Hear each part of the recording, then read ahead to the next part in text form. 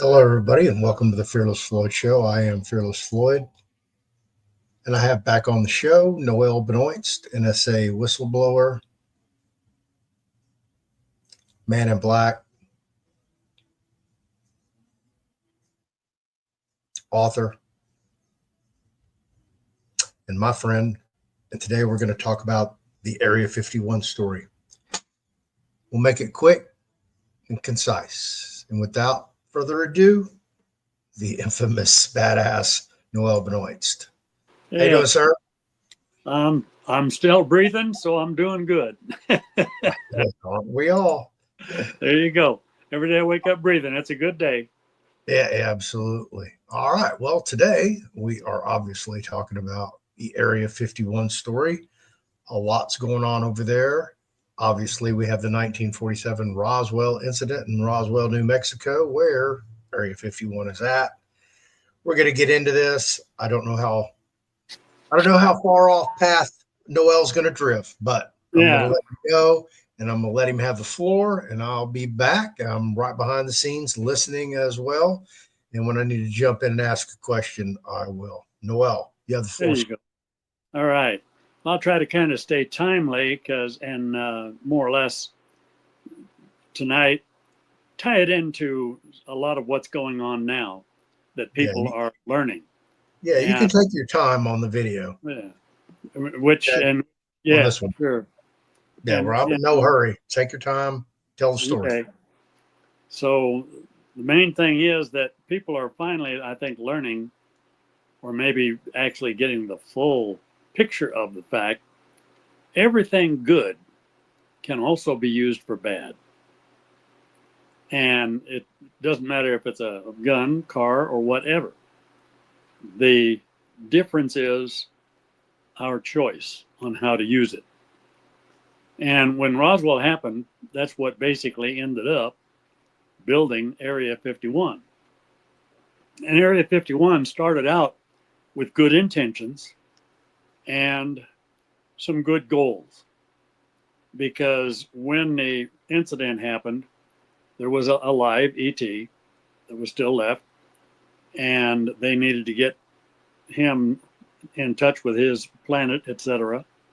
So that started a lot of the research and development at Roswell because he helped them with a lot of the stuff that they needed help with, and that he had to more or less help with them in order to get a ship to come pick him up. And because we were helpful, they decided we might be a good species to basically partner with. So all of the good started with the foundation, just like MJ12. It started with some good people and some good purposes. The problem is basically humankind has two areas where we find it extremely difficult to control. One is fear, and the other is lust. And fear we learn to control through proper training, and we learn to channel that into adrenaline and make us a better soldier, etc. The lust part, that's a heavy number that has actually taken many things down through time from the good side to the bad side. And Roswell and the Area 51 developments going on there gave the 12 a power because they were gaining knowledge that nobody else had. And the other powers that be knew full well that the stuff they were dealing with was real because they were able to tour some of it and everything. And so they pretty much started getting just carte blanche budgets. And people now, because of Elon Musk, people are learning that carte blanche, no worry about the price tag deals are often abused. There again, there's that lust for money, lust for power. And the first few, there were I think 4 that were really wanting to do MJ-12 the right way and build Area 51 the right way and use the facilities for the right way, because they wanted everything to be there super top secret.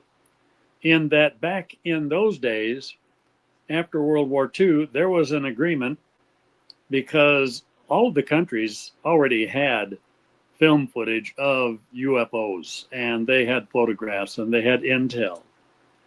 So when they made the new World Peace Organization and everything, and all the countries decided to try and work together, they had an agreement that was anything extraterrestrial. If a country gets a spaceship or something extraterrestrial, they share it with the other countries of the world. And everybody knew that Syria and a few of those countries, and especially the Islamic movement of the Muslims against Israel, and some of those, and some of the Chinese stuff going on at the time. Boy, if people knew how many body parts and how many bodies the Chinese have carved up and put their parts on the market. People disappear in China, and who knows where those parts are or where they're walking around. In China, they had so many people, they started harvesting people for money. So everybody wanted Area 51 to be absolutely, it doesn't exist kind of a development. And then we found and developed the tunnel boring machine. And a tunnel boring machine can go right through rock, and it can process ore and rock and whatever comes through as it goes through.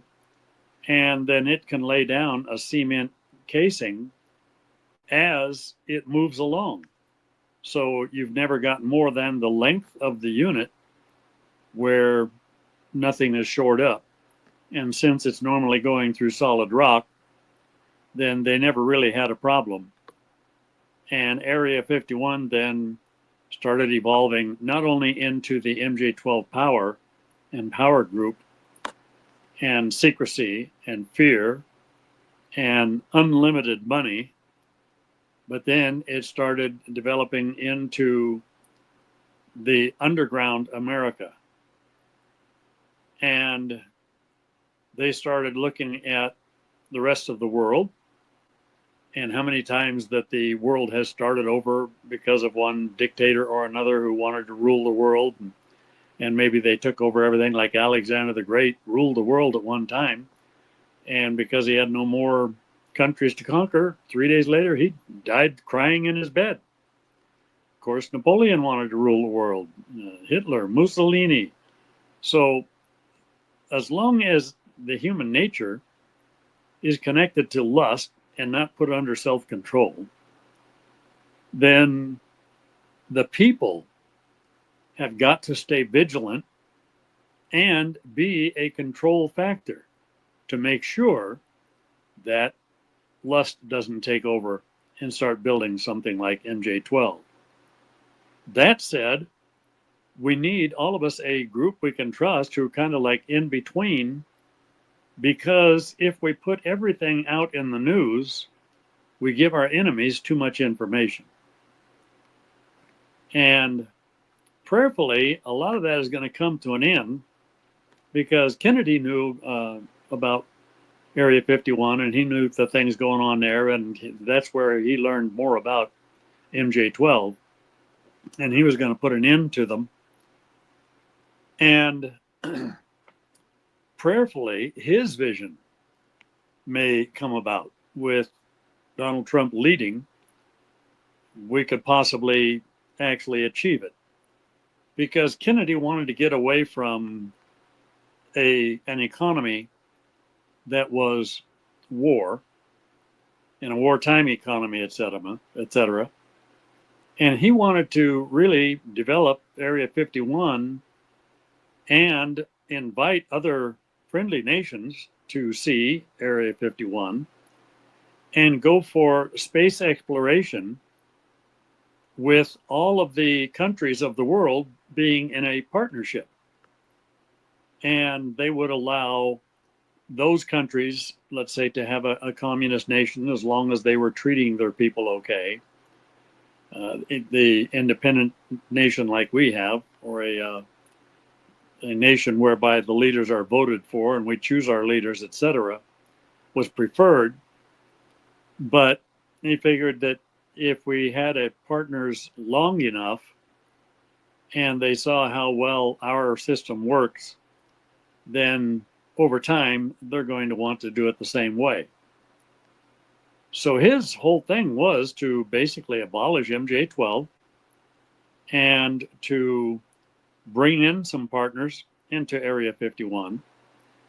But MJ-12 they were using the fear card right away, fear and lust.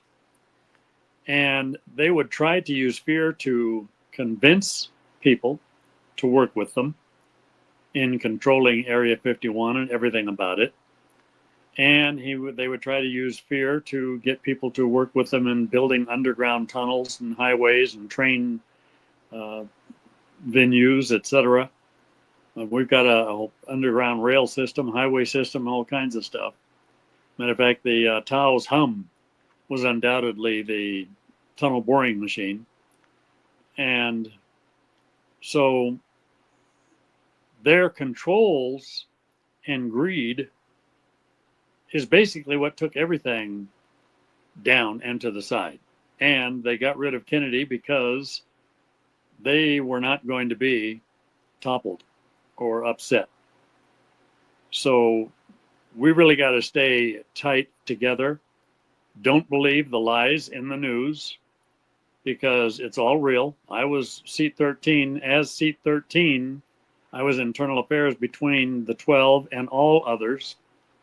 And then if one of the 12 died or was not at a meeting, I would be in that seat.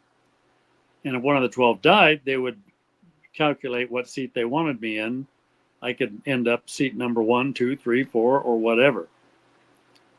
And so I'm an eyewitness. And when I hit 13 and I had to learn everything, know everything, then I went to them and told them that they needed to obey the law. And they said things like, we are the law.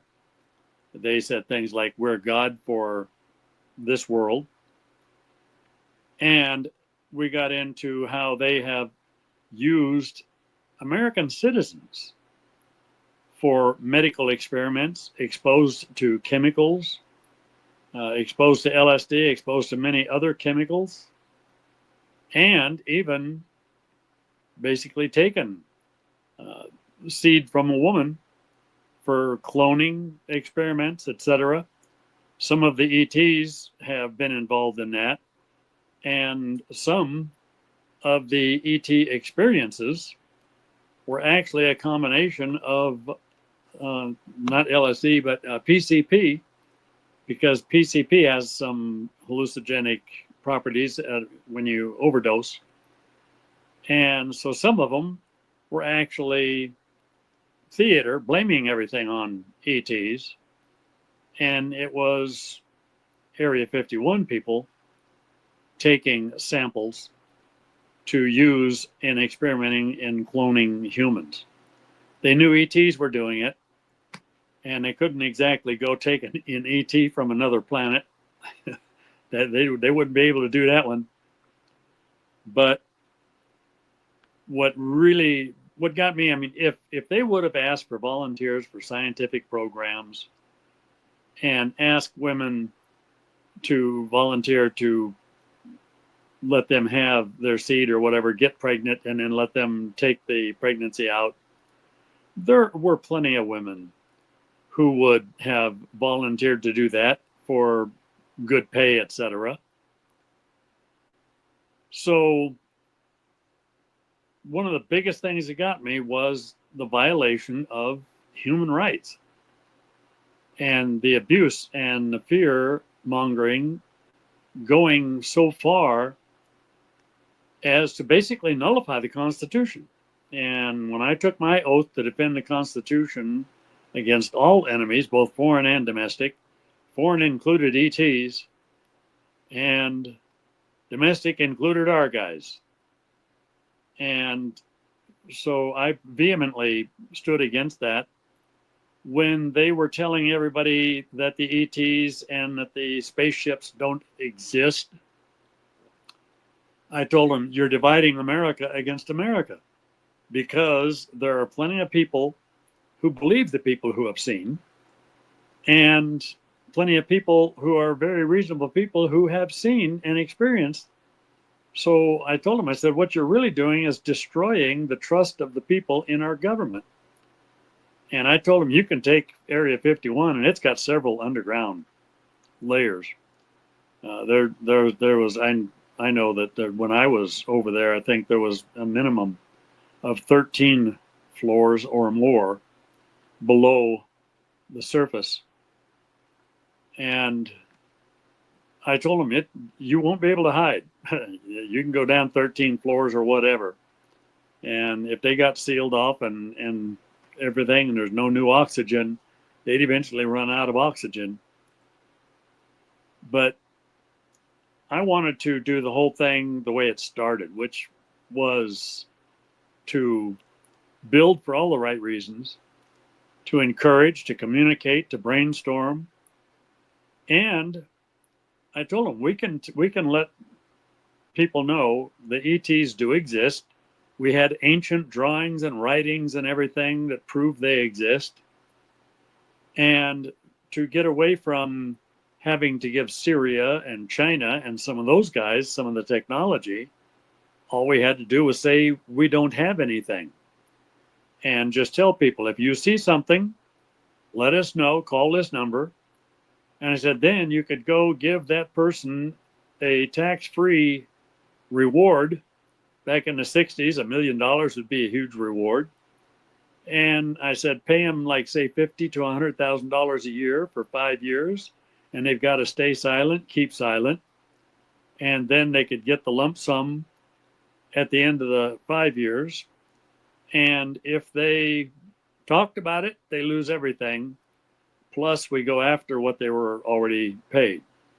And then you let them know that you would use smear and fear against them to make them look ridiculous, etc. But I wanted everything the way Kennedy wanted it, because Kennedy wanted the same thing. And if we would have then had a world agreement and a space race, Area 51 could have been the central. I think it'd be like the LaGuardia Airport or whatever. And everything would have worked so much better. Matter of fact, Trump wouldn't be going through all the stuff he's gone through. Reagan wouldn't have gone through stuff that he's went through. I got both of those guys to run and work closely with Reagan all the way through. And people didn't know it, but they even had the mark ready to go in 1980. They thought they were going to win. And people got Social Security checks. They had the money coming, tax checks, all that. They couldn't do anything with it because it had on it, bearer must have mark in right hand or forehead. And Reagan killed that program. And I had him force them to show him Roswell and Area 51 and the stuff going on underneath the mountains, etc. Because they're the commander-in-chief. And even though I didn't like the last commander-in-chief, and he was a fraud, once he was in the position, he was more or less commander-in-chief. They should have had an investigation and unseated him as being a fraud and having gotten the seat by fraudulent activity, which could have been done. But especially when you've got a good leader, Reagan, Trump, then we've got to have the teamwork. We've got to have the trust.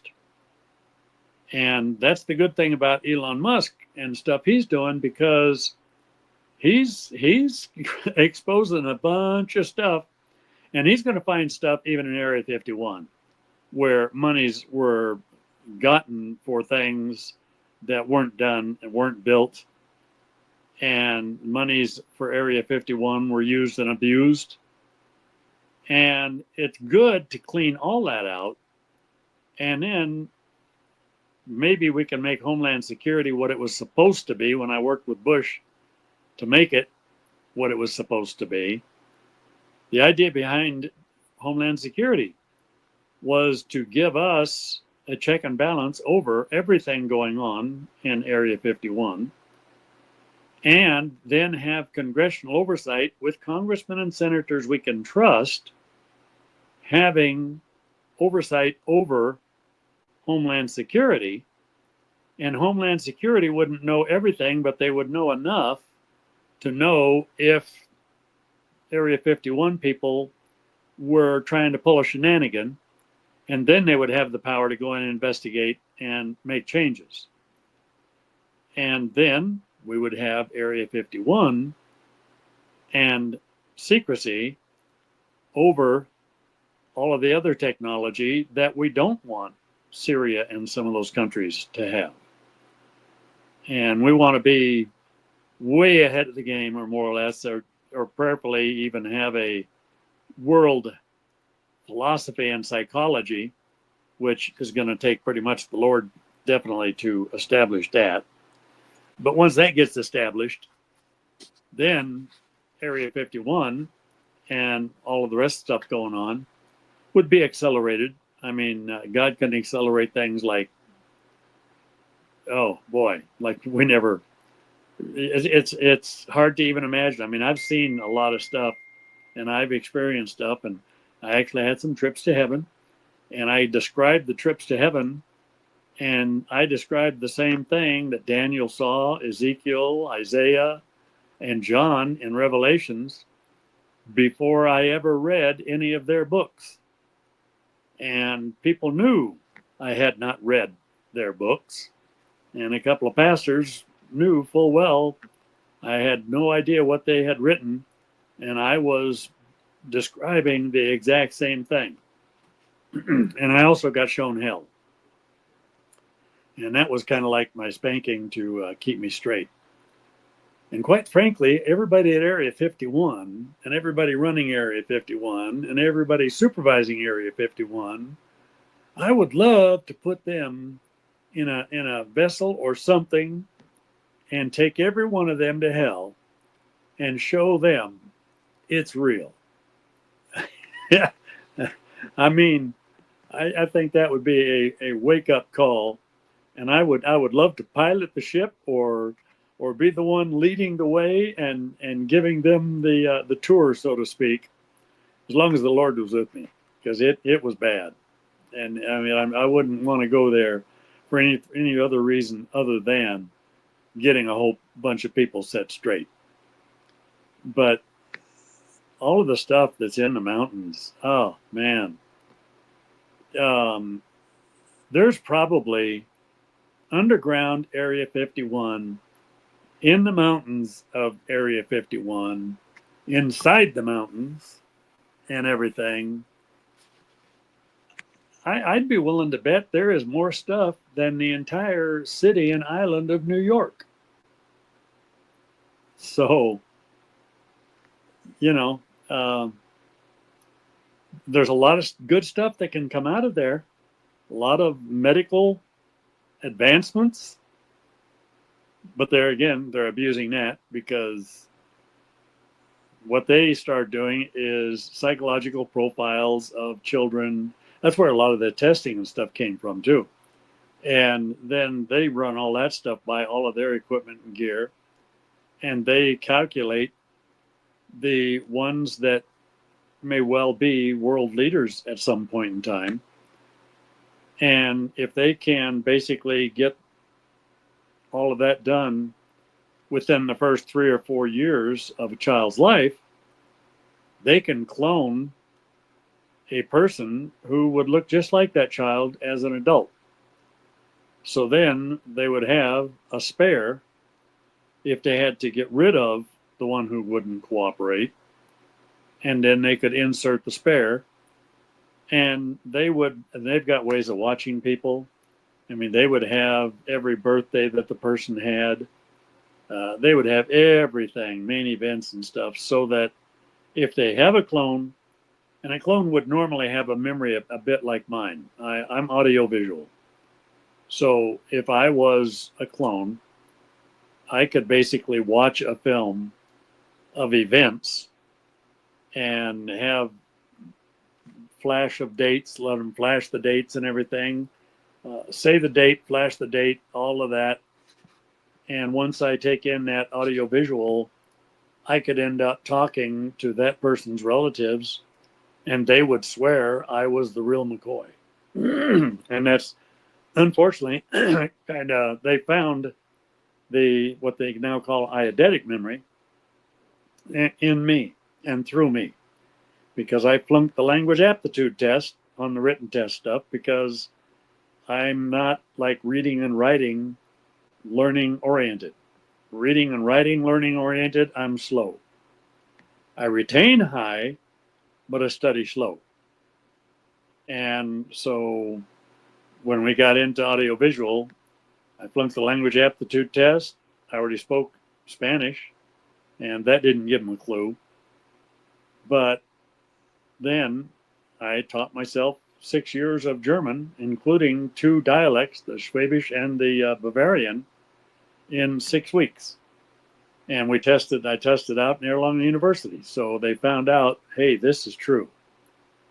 And then they started looking for more people with eidetic memories, and mixing that into cloning. And of course, Kennedy was a speed reader. He had a photographic memory, and they try mixing that in if they can. But Kennedy could literally read 1,500 words a minute. He could just flip a page, flip a page, flip a page, flip a page, flip a page, flip a page. And with him, he could quote word for word and tell you like it's in paragraph 3, line 2. He would know exactly where it was.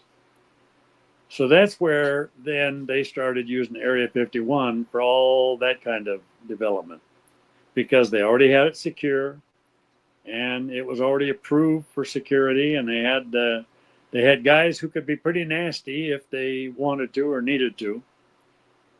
And that is how basically Area 51 evolved into what it is today, which it's one of the main headquarters. They've actually developed 2 or 3 more since Area 51 really got well known.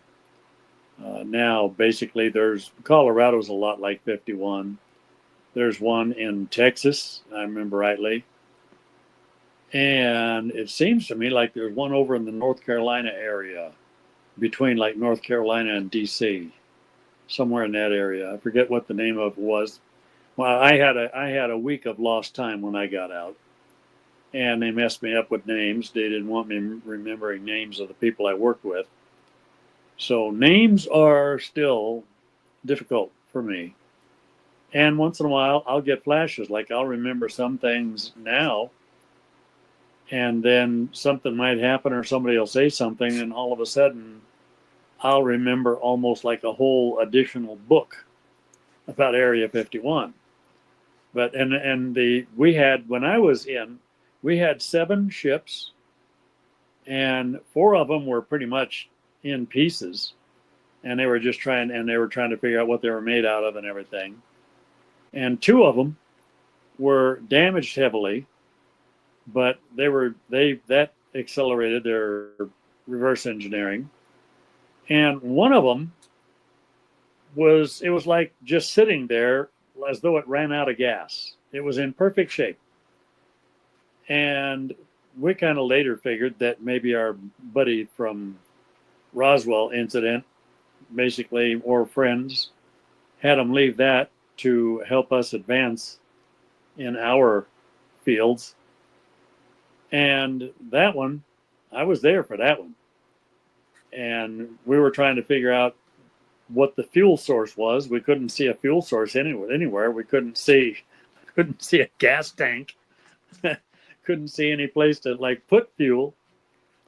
And so we're outside of the thing, and we're talking, having coffee, trying to think of ideas of where the fuel source could possibly be. Do we have to jack the thing up and look underneath it? Is there a secret door or what?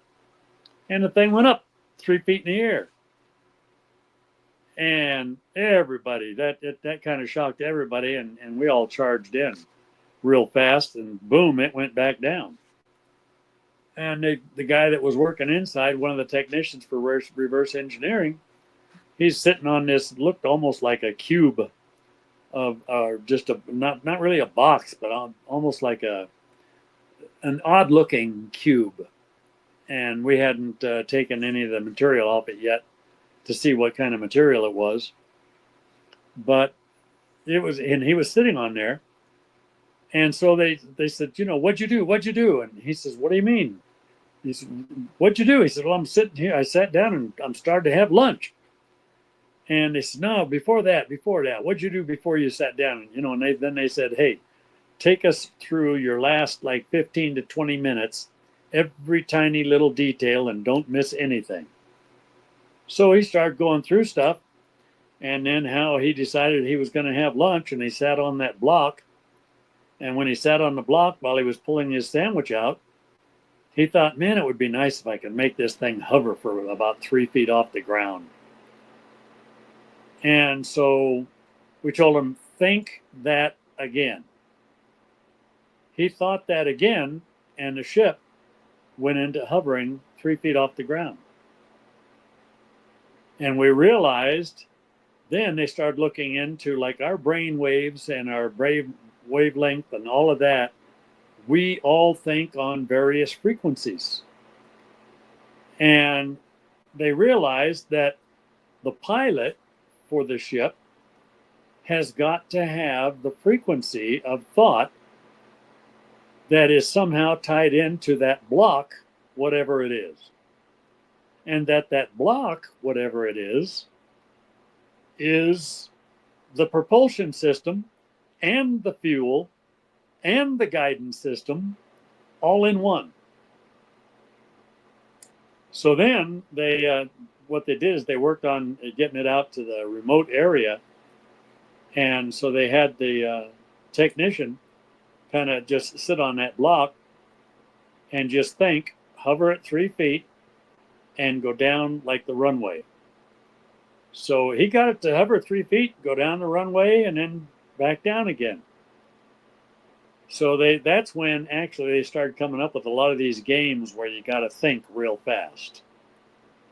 Because they had a few guys fly it, and some of them had nervous breakdowns because it would fly way faster than what they could think or handle.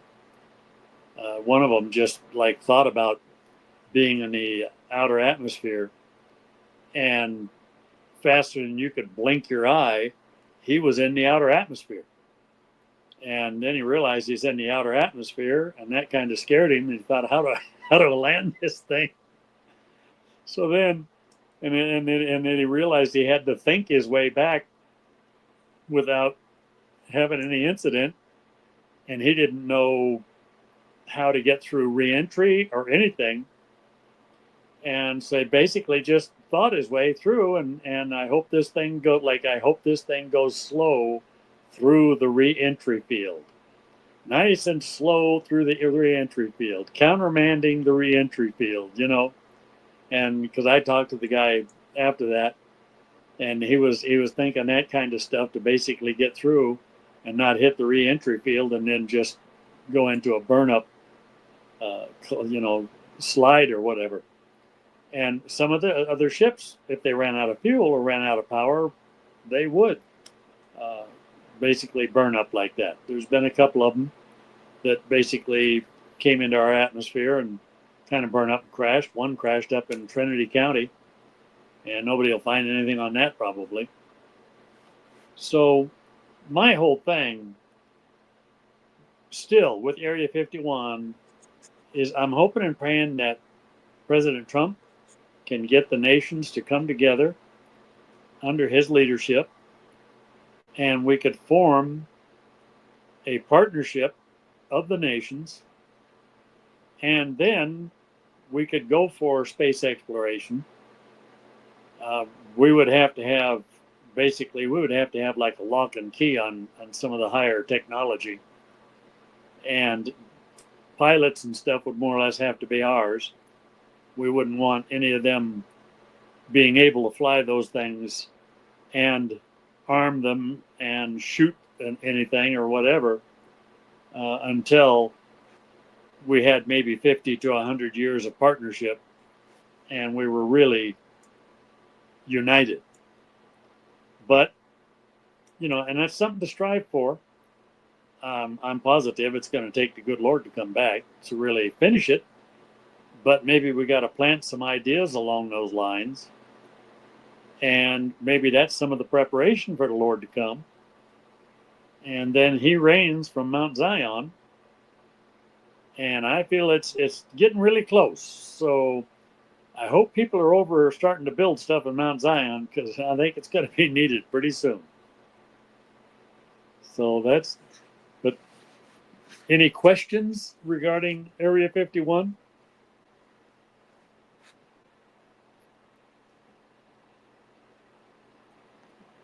What kind of question is that? Do I have any questions? Ha! Well, obviously, that's where the SR-71 Blackbird was, I guess, taken Developed. on a shakedown, Yep. where they do a lot of testing with that. So people do go out there and they do see aerial phenomena, whatever you want to call it. Yep. So, have you been to Area 51? Oh yeah, yeah. I was there when that ship hovered for about 3 feet, and I was there and looked at the different ships we had, and we had a couple of like ETs pickled or whatever for specimens to study that had died, and then it was wow. I just thought of something. Boom, had a thought, kind of lost it. Oh, the there's well, they had films. I saw the films, the very first film that they had when they did the first autopsy of an ET, and he had like I think it was damaged leg, damaged arm, but he was dead. And then when they cut him open, a smell and stuff came out, and they said, "Man, we came over here and brought American Indians diseases that killed like millions of them, and we don't know if these guys have got diseases." So then they went through the hazmat shower and all that jazz and put on their hazmat suits. And I don't remember if one of the films was lost or not accounted for when everything was over. And I don't know if the major who they wanted to lie to the people actually took that film canister or not, because he was there in the beginning and he was there when they were doing autopsies and stuff. But that film, Alien Autopsy, is real. That film, Alien Autopsy, is from the missing canister. So I think I'm kind of thinking that the major who they more or less embarrassed by having him retract his story, it's not a UFO and all that jazz, I think he may have taken that. And I know he secreted away some of the building materials, because that has surfaced. So that stuff, that's some real stuff. So what else you got to throw at me? All right. So are you familiar with the TRB-3? TRB-3 sounds familiar. That's the U.S. Air Force triangular craft. Okay. Yeah, that's what they named it. Yeah, it wasn't named that when I was in. And that's the one that has some of the UFO technology, etc. And actually, the UFO stuff we've got that can actually do the full UFO number is triangular.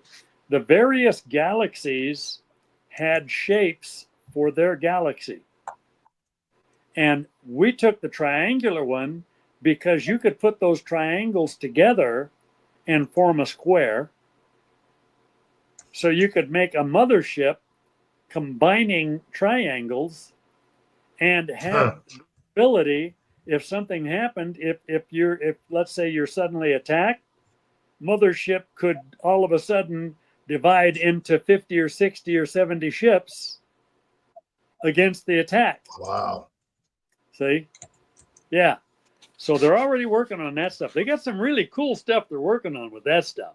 And well, before they Triangle flew over Phoenix for the Phoenix Lights, I Uh-huh. already filmed over Superstition Mountain in that area. They Right. were playing with the triangles coming together, forming like a diamond shape or forming a box shape, etc. They would Right. come together and then they would go apart. And there was a mountain and is a mountain in the Superstition Mountains where the entire mountain will open up and they can land inside of it. Yep. And I know that for a fact because there not only have there been incidents where people were run off by the military. I went up to it's where the Dutchman used to go. Lost Oak, Dutchman mine. it was, and not the Lost Dutchman mine. He went up to the flats. I'm trying to think of the name of it. I got Oak Flats stuck in my head, but it's not that. Doggone it! It's a little bar, Oh, and it's these flats like Dutch Flats or something like that. okay. And, Kind of like the and Bonneville Salt Flats. yeah, except it's just a small little area. Okay. And when you come off of like the main ridge that goes down toward where Dutchman territory is, then you come into this little town, and it's just like a bar, a restaurant, a store, and that's about it. And I think it is. I think they call it something like Dutch Flats. And so, but I went in there, and there's all these black suits in there, and I had my bearded look, see. And I said, where are you guys from? They said, they were from Texas and stuff like that, in the different areas where we've got stuff going on, and New Mexico and that. And I said, what do you guys do? I said, you look government to me. They says, oh yeah. I said, yeah. They said, why do you say that? I said, because I was an MIB. They, oh yeah. So I told them a little the stuff I did, and I said, and they said, we make doors for the government. So Make I doors. mentioned, pardon? They make doors. Doors for the government. All And right. that's what it's called, Dutch Flats. That's it. And he said, we make doors for the government. I said, oh, like the ones in Superstition Wilderness where the entire top of the mountain opens up. You can fly in, fly out, and then it closes and it'll shake and you can't even tell there's anything underneath. Or the side of the mountain opens up and does the same thing. And they sat there and they because I knew about it and they knew I was in, they could tell I was in by the things I knew. They said, yeah, we made those doors. We made those doors. That's That's right. crazy. They made them. So I was talking to the guys that actually made those doors. And they were having a conference in Phoenix and they went out to Dutch Flats. And see, Phoenix was a central because they moved the intelligence community to Fort Huachuca. So a lot of that stuff was centralized around there. And it's not that far from New Mexico. Right. Huh. Yep. Okay. I'm going to do this video tomorrow live. Hang on. And I do have more questions for Noel about Area 51 and the Roswell incident. However, this video is going to be played originally on Thursday, February 27th at noon. If you're watching this video, tune in again tonight, Wednesday, the 27th. I'm sorry, Thursday, the 27th at 8 p.m. Central Time. And we're going to do a live segment with Noel to answer you guys' questions if you watch this video. And we may dive into a whole nother topic. I don't know. We'll see how the Q&A goes. So stay tuned for that. Noel, last question. Yep. Nothing came through yet. What technology from alien aircraft or even aliens or wherever, alien planets, wherever they come from, do we have that we're currently utilizing that we'd never guessed was alien technology? And don't do the obvious ones. Well, yeah, no, we've got a lot of actually a lot of it, a lot of our a lot of our operations nowadays. I mean, the microscopic operations that they can do, and the precision that was never there before is came out of a lot of the reverse engineering. A lot of our flight technology, big time flight technology, came out of the alien reverse engineering. A lot of our they saw where the aliens were with a lot of stuff, and aliens shared some of that with us as far as how they got there, and so that caused a lot of our own. Some of it they more or less made us like do our own research to a degree. You know, they would give us hints and portions, but we had to do some of it ourselves too. I think in part was to get our brains working that way. And probably one of the biggest things that even came out of all that alien technology is some of our brainiac stuff of today, like Elon Musk, you know, and AI, you know. But they've got to limit AI to a certain degree because AI does what it's programmed to do. It'll figure out a lot of stuff, but it doesn't have the human factor that we have. And that's one of the things I'm always harping on with Trump and all of them, you know, is you realize its usage and don't try to go too far with it because then we mess up, you know. So but yeah, big time, and medical and flight, you know, and a lot of our communications. Yeah, we took went forward by leaps and bounds. All right. Noel Benoist, the Area 51 story / the Roswell incident. We'll be back again Thursday, February 27th, 8 p.m. Central Standard Time for a Q&A specifically about this topic. So be sure and write down your question. Noel, thank you for being here, sir. We'll see you on the next one. My pleasure. Enjoy it. And there you have it. There's Noel Benoist. And again, this is part of the book, The Pedagogy of Noel. Coming soon. This is another chapter. Thank you for being here. I'll see you when